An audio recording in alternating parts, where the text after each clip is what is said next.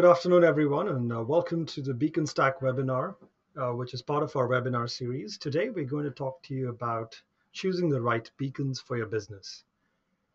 I'd like to thank all of you waiting to talk to us today or listen to our webinar. I know some of you have dialed in pretty early. Sorry to keep you waiting. Uh, and I also recognize that some of you have dialed in from other parts of the world where it's rather late, especially in parts of Asia. So thank you again for joining us today. In today's webinar, we're going to cover a couple of things, mostly around choosing beacon hardware. So in the first section, I'll go over what the different types of beacons are, how you can choose beacons for your deployment based on your requirements and other factors, things to keep in mind when you deploy beacons. And of course, in the end, we'll take questions. You can type in your questions in our questions window at any time during the webinar. And what we'll do is take all the questions, and answer them all in one go at the very end. So that's what we're going to do. I'm going to basically take about 20 minutes to cover my material, and we'll leave time for questions at the end. And that should be 30 minutes in total. So once again, thanks for joining us, and we'll get started right now. As many of you know, beacons are a piece of hardware. You need beacons to actually do anything with micro-location, proximity marketing, or whatever it is that you're trying to do. So what we're going to do is cover a very basic introduction on beacons themselves. Some of you probably already know this, but we'll just go over the basics as a refresher. We'll cover the different types of beacons, and then we'll go into how you actually choose the kind of hardware you need for your deployment. What are beacons? Beacons are essentially low-cost, low-power radio transmitters, and they essentially are equipped with what is known as Bluetooth Low Energy, or BLE, which is the latest version of Bluetooth, the protocol. And it's also called Bluetooth 4.0 or Bluetooth Smart. Now, what makes them very interesting is that you can use beacons to detect proximity and essentially determine location at a micro level, which is your location inside of a building, within a floor, perhaps even inside a room. And beacons are interesting and have been getting a lot of people excited because they help you do that. They help you determine location at a much more granular level than you could do with GPS. Beacons are essentially just radio transmitters. So what they do is transmit a signal that allows another device to determine its proximity to the beacon. Now, these other devices typically are smartphones or tablets that have the necessary hardware in them to receive the Bluetooth low energy signal. And so, as I've shown you here in this diagram, the smartphone essentially receives the signal from the beacon, and based on what is known as a received signal strength, or RSSI, it can figure out its distance to the beacon. So it generally can figure out whether it is in a certain range, like between 8 and 10 or 15 meters, or is it only 2 meters away from a beacon, or perhaps within zero point 0.5 meters of a beacon. This is what the smartphone can figure out, and which is why uh, the logic and the kind of applications that you can build using beacons, they can all be done on the smartphone side using an app. Beacons don't transmit any content by themselves. They only just transmit the signal, and the signal is used by the smartphone or tablet, and the app is really doing all the work. So that's kind of a very basic introduction to beacons. And what we'll do now is dive in a little bit and talk about the different kinds of beacons you can have. Many beacons that you'll see in the market today are battery powered. What that means is that they essentially don't need to be plugged into any kind of power source. They have batteries which give them sometimes a battery life of 6 months or a year, depending on how you use them, even 2 years in some cases. And these batteries are pretty standard batteries. And if you look inside, you'll find that many of them are essentially very large watch batteries, coin sized as they're called. Some of them, in fact, also give you the option to use AA or AAA non rechargeable batteries. So in all cases, you basically need to replace them. Examples of batteries, or I'm sorry, examples of beacons in the market that are battery powered include Contact, Estimote, and even Blue Cat. All of these come with their own batteries inside the enclosure and only need to be replaced once they've run out of their initial uh, charge. Moving on to different to kind of beacon that doesn't require a battery. So essentially, they're USB powered beacons. Examples include Rad beacon from Radius Networks and the Air Cable beacon. What you can do with these beacons is plug them into any USB hub, and all they need is USB power, and they can basically start transmitting like a regular beacon. What's nice about these USB beacons is that there's no hassle of checking the batteries. You can always turn them on or off, which is quite kind of important, because in some cases you may want to not broadcast a signal or not have the beacon accessible at certain times, perhaps after store hours and things like that. So you can actually turn these beacons off. Whereas with a battery powered beacon, you would have to physically go and dismantle the battery before you can turn them off. USB powered beacons don't require any replacements. You can just plug them in and essentially forget about them. So if you have a power source with a USB socket, maybe a light bulb in some cases, or something else in a wall, you can use these USB powered beacons. So you can go check them out. Another kind of beacon is known as an ambient electromagnetic wave powered beacon. These beacons essentially extract power from a single source of electronic waves. The thing with them is that you can use them in locations where it is really hard to access. It may be hard for you to get power in there, or it may be hard for you to replace batteries because of their location. So these beacons essentially make it hassle free. You don't have to plug in, you don't have to connect to any power source, and they don't have batteries that you need to replace. So an example is the air beacon. So it's kind of unique in that sense, but it is an option for those who may need a beacon, which is needs to be placed in a somewhat difficult location. Moving on, there are all kinds of beacons, which can be used whether indoor or outdoor, and especially when you're talking about beacons which have to be placed outdoor, you have to worry about the weather, and so we call these beacons all-weather beacons. They're generally pretty rugged. They can withstand high levels of dust. They're water resistant to a large extent, and essentially they're all season beacons. Many of them can also stand exposure to to a lot of heat, which is high temperatures and humidity and direct sunlight. So this may make sense if, for example, you're deploying in a mall which has a large outdoor space and you want beacons out there. It is also very useful in places like stadiums or open air theaters, uh, wherever you need exposure to the outdoors, and you need beacons that can actually withstand that. So examples of beacons that can do this: the Gimbal Series 20 beacon is a good example of an outdoor beacon. There's also a beacon known as GLO, and all of these have different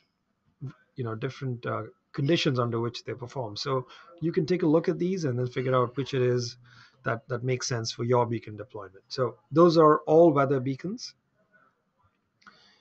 Moving on, there are certain beacons that you can actually take and stick onto another device of any kind, and we call them sticker beacons. Estimote has actually been the company that has uh, really been the first one to come out with these sticker beacons, and they're really thin. So they're so thin that you can place them on other objects. They're really light. They can be stuck because of their adhesive surfaces, and they can be put on everyday objects. So you can put them on objects that are even moving. Now, the other thing you could do with sticker beacons like the ones Estimote provides is you can place them on other infrastructure, perhaps Wi-Fi access points. If you already have a Wi-Fi deployment and you want to use your access points to tag on the beacons, you can use these stickers along with them. So that's an example of something innovation in the beacon space, beacon hardware space, which is making these beacon transmitters really thin. I mean, they're about 3 mm thick, and the nice thing about these sticker beacons and beacons this small is they're still able to maintain the kind of uh, you know signal requirements that you may have. in terms of being able to still broadcast a signal that has 30 feet or 50 feet of reach. So that is something which is definitely very interesting to consider. As many of you know, beacons are essentially all compliant with the Bluetooth Low Energy Protocol, which is essentially a bunch of numbers that are being broadcast. It's a unique identifier. There's also a major number. There's also a minor number that's broadcast. And what a receiver does is receives these numbers. Now, a beacon by itself doesn't generally connect to the internet. It doesn't have the ability, at least not the ones that I described already. But we're also beginning to see in the market what we call connected beacons, which means these beacons have the ability to independently connect to a network and be able to transmit data. You can use it to extract data. You can use it to do over-the-air firmware updates. I mean, it's up to you. And two companies that we've come across that have done this is one is PayPal, which is the big maker of the PayPal beacon. They've used the PayPal beacon to enable hands-free payments, and they use its ability to connect to a Wi-Fi network. There's also a beacon by Contact. They call it their cloud beacon, and it's unique in the sense that it has the ability to connect to a Wi-Fi network, and you can, once it's connected, collect data from the beacon directly. You can also do over-the-air updates of firmware and things like that. So it's very interesting as a use case.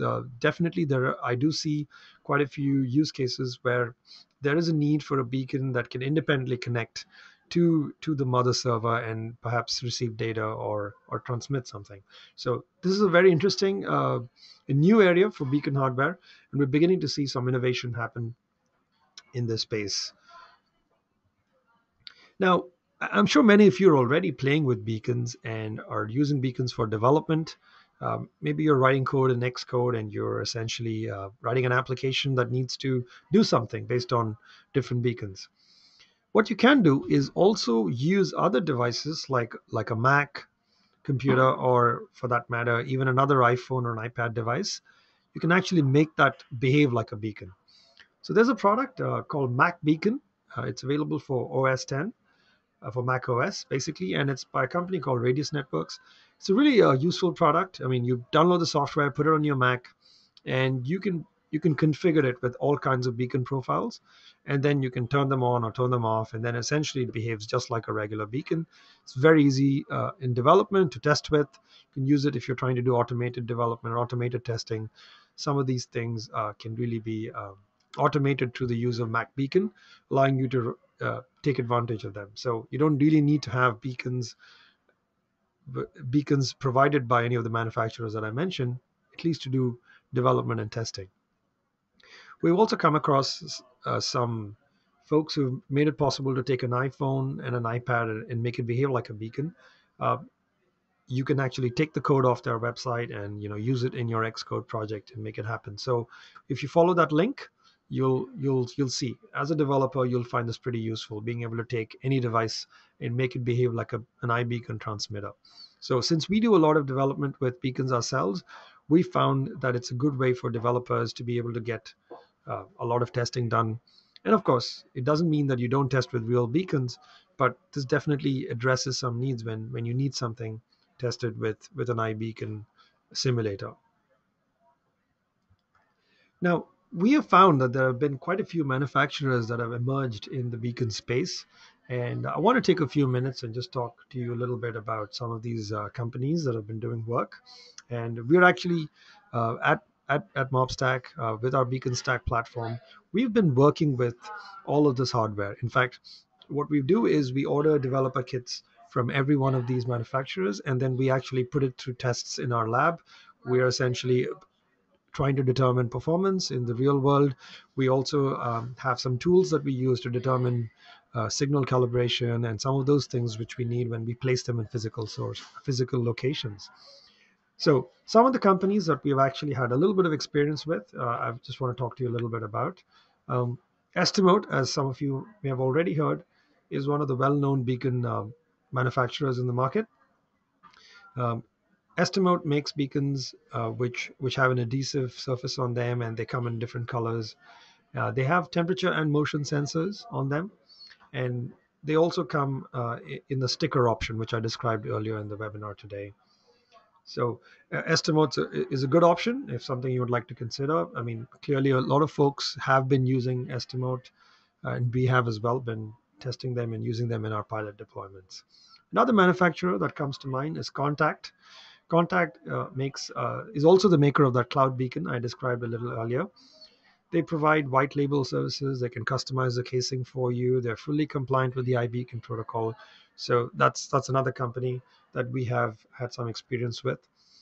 Gimbal is another company that's based out of the US again, on the West Coast. They make two kinds of beacons. One is called the Series 10 beacon, which is a lightweight, really small form factor, and it has a loop on one side, so that it's easy to install. That's one kind. As I would say, Series 10 is more like your indoor regular beacon. The Series 20, on the other hand, is an outdoor all-weather beacon. It's something to look at. So Gimbal is another company that makes beacons. We've also looked at. We're still in the process of looking at some of these other companies here, including Sonic Notify and Blue Bar. These are the USB, both battery and USB powered beacon options.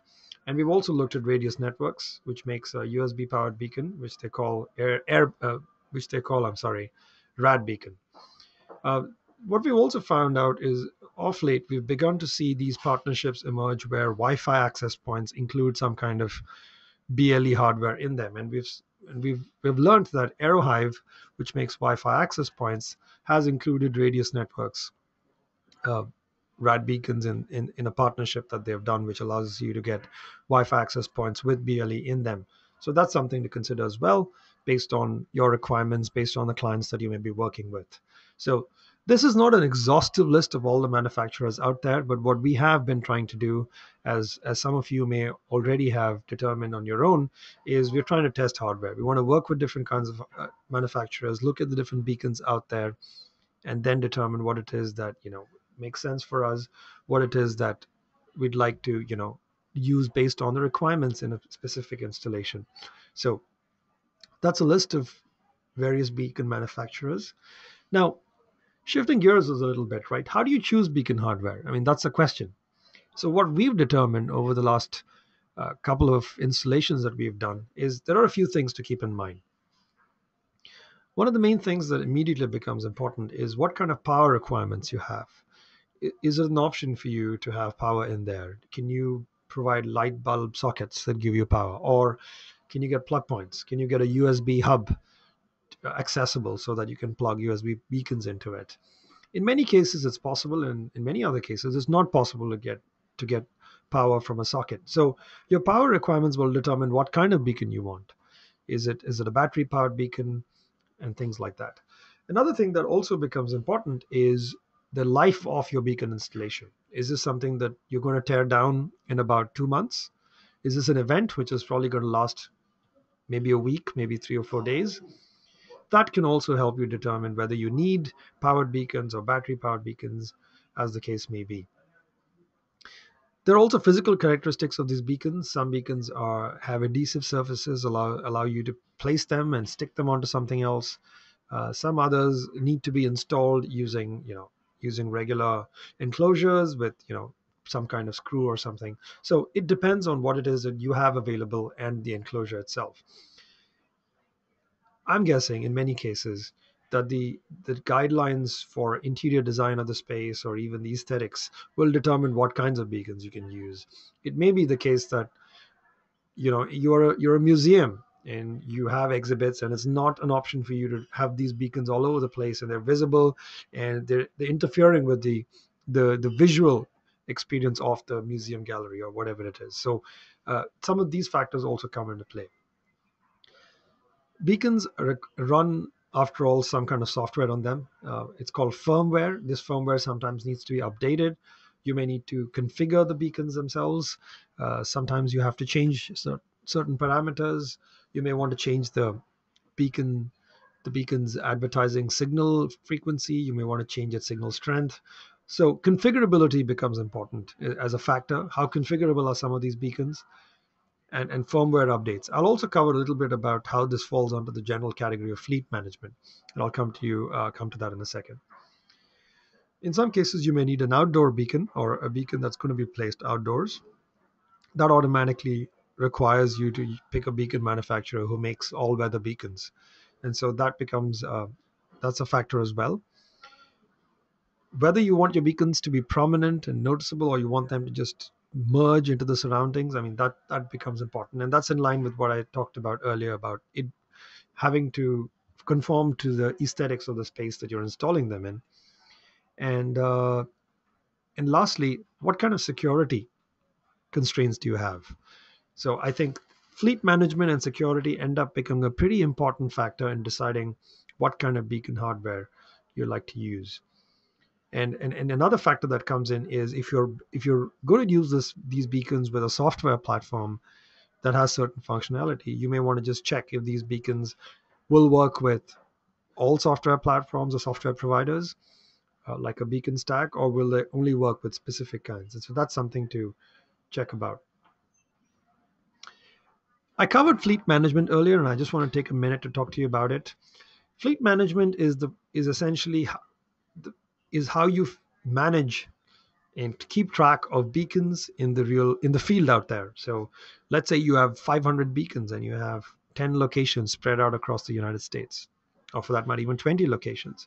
How do you track these beacons? How do you know whether their batteries are out, or whether they were last seen 5 days ago, and they may have been damaged in some way, or there was some kind of theft, whatever the case may be. This this is called beacon fleet management, and different manufacturers have different capabilities in terms of what they offer to fleet management. But the thing that we recommend is to keep in mind that your beacons may change, and you may have a mix of beacons. You may have all kinds of hardware. You may have beacons from multiple manufacturers.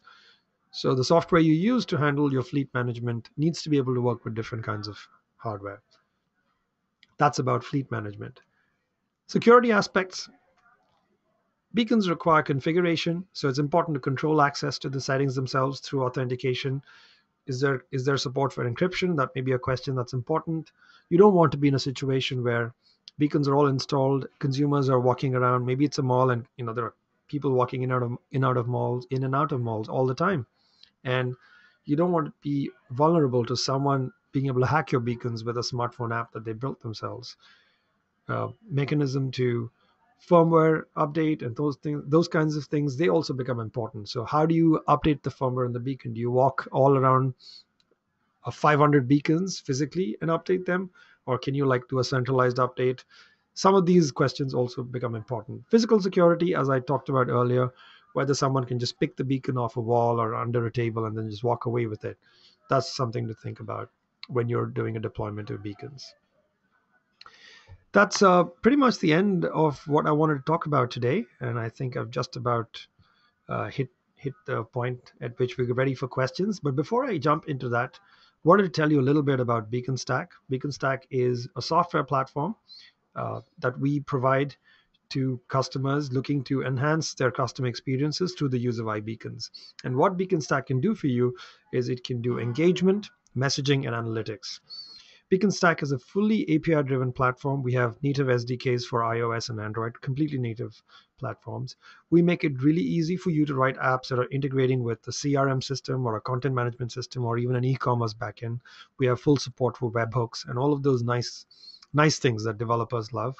And lastly, we are a beacon agnostic software platform, which means that you can pick any beacon hardware that is iBeacon compliant, and Beaconstack will work with all beacon hardware that is compliant.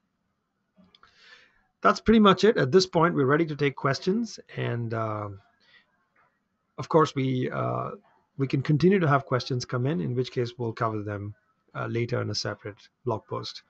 Uh, this is my email address. You can write to me if you have questions, ravi@mobstack.com, or you can tweet us. And of course, that's our website if you'd like to go and get more information.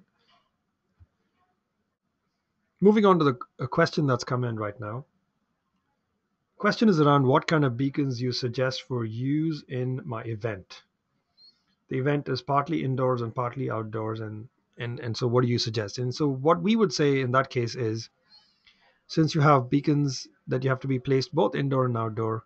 The outdoor ones, it's pretty important that you have all weather beacons, which automatically means that you may not also have a power source, so a battery powered beacon makes sense.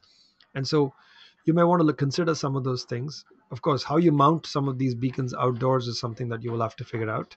But we suggest that you essentially use a mix of beacons, both for indoors and outdoors, and then use the one that is most appropriate. There's a question here that is about functional differences between a battery beacon and a Wi-Fi beacon. So just to clarify, a battery-powered beacon simply means that its power source is a battery. A Wi-Fi beacon or a connected beacon, as we covered earlier today, is not necessarily battery powered or source. I mean, it tells you whether the beacon is capable of connecting to a Wi-Fi network. So a cloud beacon can also be a battery powered beacon. On the other hand, you can have something like a PayPal beacon, which is plugged into the power source. It's plugged into a wall socket. So that's something that it depends. It depends on the manufacturer and what they chose to do for that particular beacon design. There's a question here about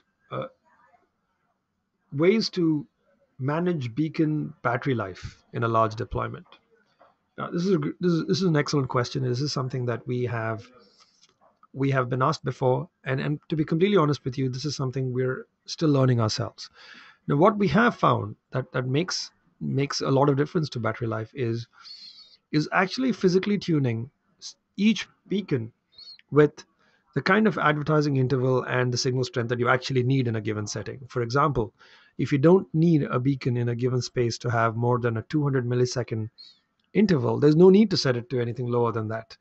But if you let it be at a default setting of 50 or 100, then you're going to deplete your battery life a lot faster. So what we suggest is when you're actually deploying beacons through a beacon calibration tool, figure out the kind of area coverage you need, figure out how much space you need to receive the beacon signal in, and if let's say 8 feet or 10 feet is adequate in a particular case, you can modify your signal strength. You don't have to leave it at the standard value and let it deplete the battery life at that setting. You can probably make it a lot lower because you may not need more than 3 or 6 feet in some cases, and that can be a strategy to control battery life.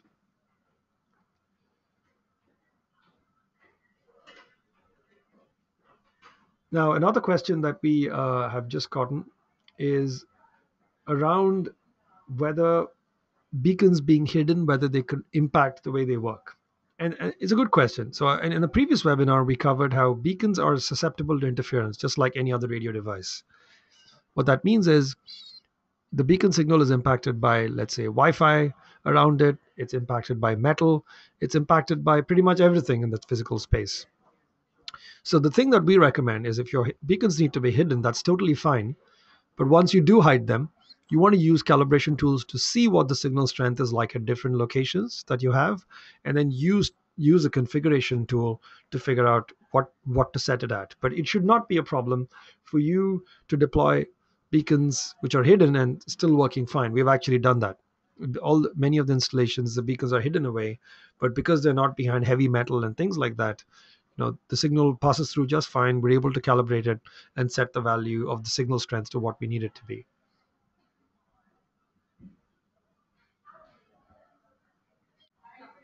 There's a question here about Beaconstack itself.